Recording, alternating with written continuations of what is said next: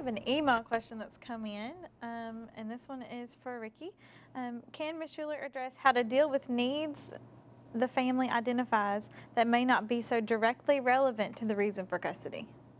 Needs that the family identifies that may not be relevant to the reason for custody. Mm-hmm. Okay. How we should address that on the plan?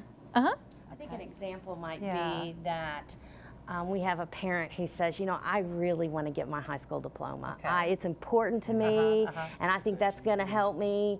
So can you help me get my high school diploma or GED? Can we put that on the plan? Well, and of course, I'm thinking from a legal perspective, and I'll let my program folks weigh in on this. You can put things in a plan that you do not intend on using to support substantial noncompliance if you think it will be helpful to a family. In other words, the way I would word that, I would suggest to my client to word that on the plan is I would say, Mom has expressed a desire to get her high school diploma. We think this is a strength. We think this is a very good thing. We will assist Mom to do this by providing her with the name of the admission office to apply for whatever, however you want to state that. But you can clearly within the plan delineate that this is something Mom has truly expressed something she wants to do, and you're going to help her. But you will not use that, oh, Mom didn't get her high school diploma, so we're going to terminate.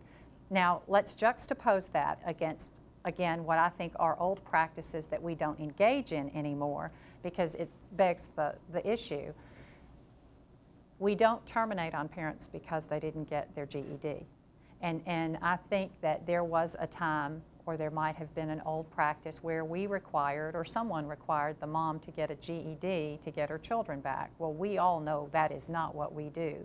But that should not prevent us, if Mom has expressed a desire to get her high school diploma, from trying to assist her in doing that, as long as we're very clear on the plan that that's not something that the department is asking her to do, it's something that she's expressed a desire to do, because she not only wants to be employed, but she wants to be employed at a better job sometime in the future. So would that be something you all would agree to if Absolutely. your parent wanted to do that?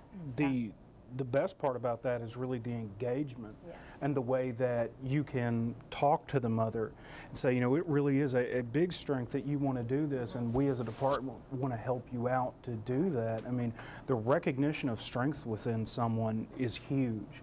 You know, and it empowers them, like we were saying earlier. You know, if they own their plan, they're much more willing to follow through with it and to really accomplish those goals. And I think the inclusion of a strength in there only helps that process, really. You know, gives them strength, gives them a voice, and lets them really be a part of what they're doing. I think it would be great if a parent said that in a CFT. I think that would be great news. Right. Yeah. And I think if you're ever uncertain about how to word that to make it clear, we want to be supportive of what the parent says he or she needs, to talk to your local counsel about how do I word this on the plan so I can make it clear this is not us asking for it. We just want to be supportive of what the mom or dad says their needs are. Question? Yeah. We know assessment is ongoing, always ongoing. And if you've written a perm plan, you've had your CFTM, the perm plan is written, and you find out more about the family. At what point do you have to reconvene to add to the plan? See what I'm saying? Is it something I can make a phone call after doing an assessment and say, Mom, I think you need to make an appointment at your local mental health center, or do we need to reconvene to add to the plan every time? That's a very good question, and unfortunately there's not a black and white answer for that. Part of the reason we have those CFTM summary forms, because, you know, reconvening a team maybe the full-blown team with everybody involved, but if we're talking about a really particular situation, it may be the key aspects of that team to sit down and talk about it. Those CFTM forms will capture action steps on the last page of that form that may talk more directly that, you know, we've come up with this little problem that we said we want Mom to get this service, but there's come up with a problem, or she's made a suggestion she'd rather do it a different way, and we can certainly accommodate that, but we have to document it very clearly. The question, what I'm hearing you say is, well, how much how much change does it have to be before we really need to change the whole plan and revise the plan? And that's really a call that you have to make with your team leader, possibly with your legal counsel. We do want to revise our plans fairly frequently to reflect any major changes, but whether a change is major or minor may depend on the situation, and I would certainly get feedback from your TL and your legal department. And I think, again, the test might be, we've identified something that needs addressing. If what you have identified is important enough that if it is not addressed, you would not feel comfortable recommending the return of the child, then I would say from a legal perspective, convening a CFT would be necessary, because in order to obligate the parent to do that, that plan would have to be revised and approved by the court.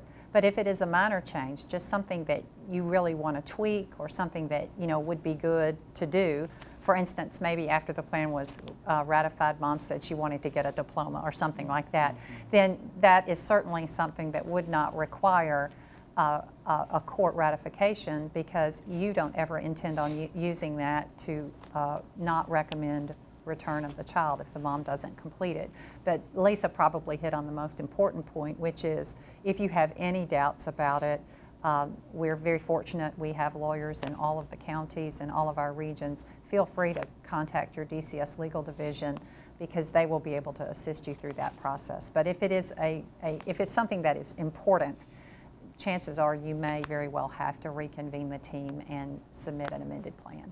So, We have another email question.